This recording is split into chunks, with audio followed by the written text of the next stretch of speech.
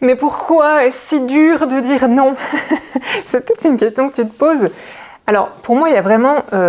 c'est comme un processus de savoir dire non. La première chose, vraiment la base, voyons ça comme la base, vraiment, c'est de le penser. Il faut d'abord le penser et ensuite il faut oser le partager. La partager, cette pensée. Okay, et souvent on n'ose pas en fait, ça s'arrête là. On peut le penser, hein, parce que voilà, t'es intelligente, ça va vite et tout, mais de là à le dire, là il y a des enjeux qui font que ça fout les pétoches. Et ça fait peur parce qu'en fait quelque part ça reviendrait, en tout cas dans ton esprit peut-être, à révéler le négatif qu'il y a en toi. Ok, poser ses limites dans ta tête, peut-être que c'est pas très positif justement. Et si on me jugeait pour les pensées que j'ai, qui sont vraiment pas très positives, peut-être qu'on va me rejeter, peut-être qu'il y a plein de choses derrière tout ça. Donc tu peux justement te sentir mal à l'aise de dire non. Ça déclenche chez toi une émotion qui est vraiment de l'ordre de soit l'anxiété, soit vraiment d'être pas bien, etc. Parce que, très sûrement, enfin en tout cas c'est ce qui se joue souvent, dire non à ce moment-là, c'est perçu comme une séparation dans la relation. En faisant ça, en disant non, ou en disant que tu n'es pas d'accord, bah tu te distingues de l'autre. Et tu deviens un individu autonome qui a ses propres désirs. Ok ? Mais où est le mal, en fait, d'avoir ses propres désirs et d'être autonome ? Alors peut-être que c'est des choses qu'on t'a enseignées, de ton enfance ou de ton éducation, où on t'a fait comprendre que tes désirs n'étaient pas justifiés, n'étaient pas légitimes, etc. Ou pas, hein, c'est pas obligé. Ce qui peut mettre mal à l'aise, c'est le genre de pensée que tu pourrais avoir en te disant j'ai pas le droit, ou ça se fait pas, c'est mal poli, je vais blesser l'autre, etc. En fait, c'est vraiment compliqué quand on n'a pas l'habitude, parce que sinon c'est facile, crois-moi, de dire non à quelqu'un qui nous a demandé quelque chose. Un service ou un truc comme ça. Encore pire, si l'autre personne a tendance à insister et que tu le sais. Ça demande de l'énergie, ça implique de devoir argumenter, de faire preuve de fermeté, etc. Et en plus, ça va bien souvent réveiller une peur. Donc il y en a plein des peurs différentes, mais prenons l'exemple de la peur de blesser l'autre.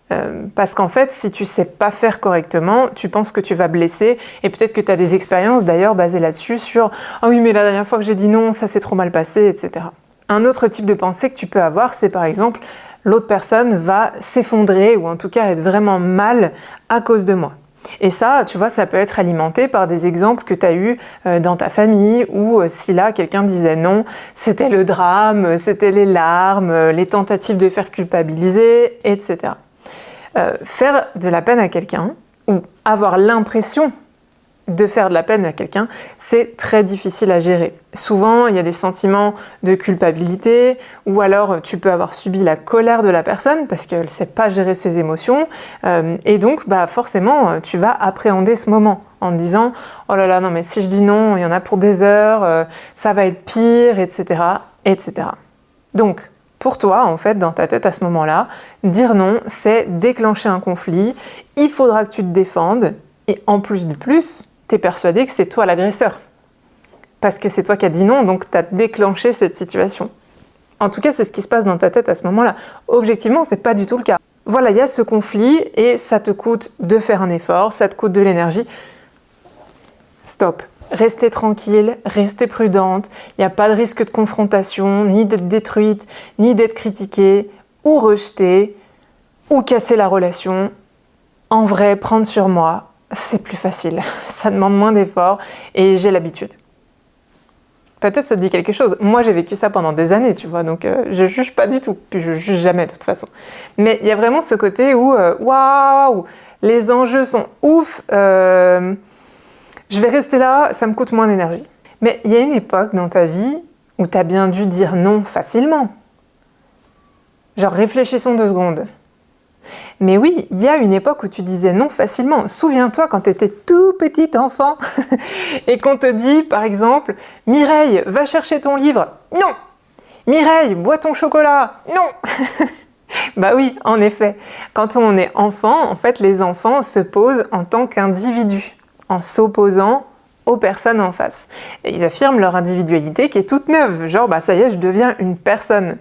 Mais alors comment ça se fait qu'aujourd'hui, en tant qu'adulte, alors que tu es censée être plus indépendante, plus mature, avoir plus d'expérience, pourquoi tu n'oses plus dire non comme ça? Tout simplement, naturellement, parce que j'ai pas envie. Hein? Je fais ce que je veux. Comment ça se fait?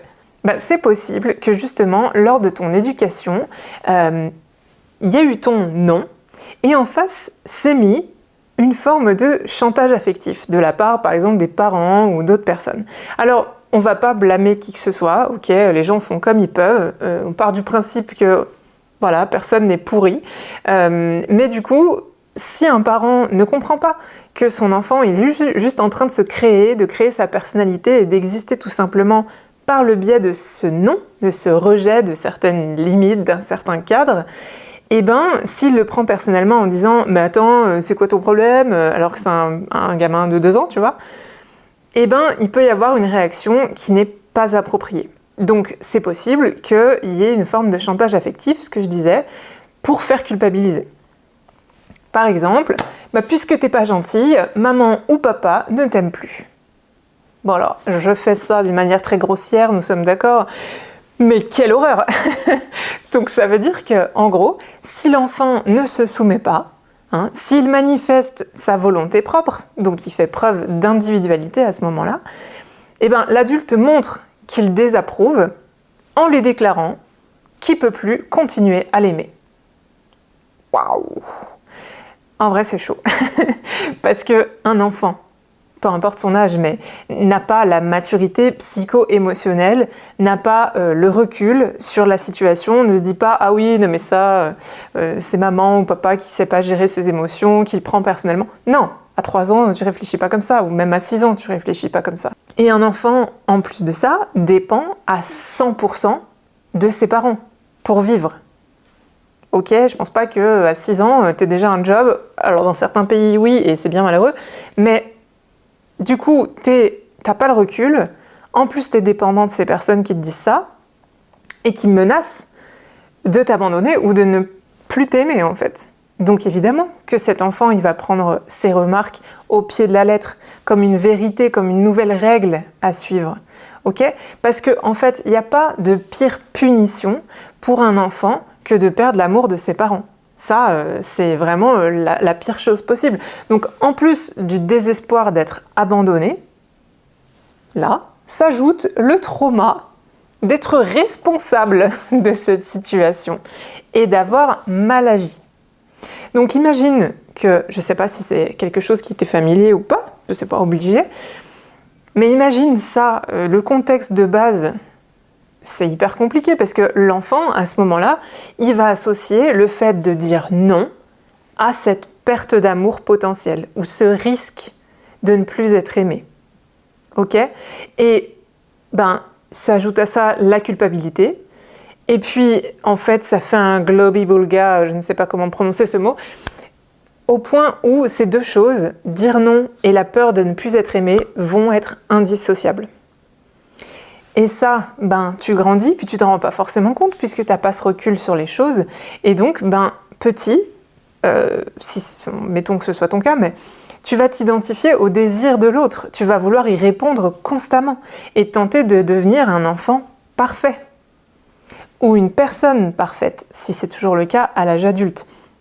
Ça te parle peut-être si tu as un peu le syndrome de perfectionnisme, de vouloir être parfait dans tous les niveaux, etc.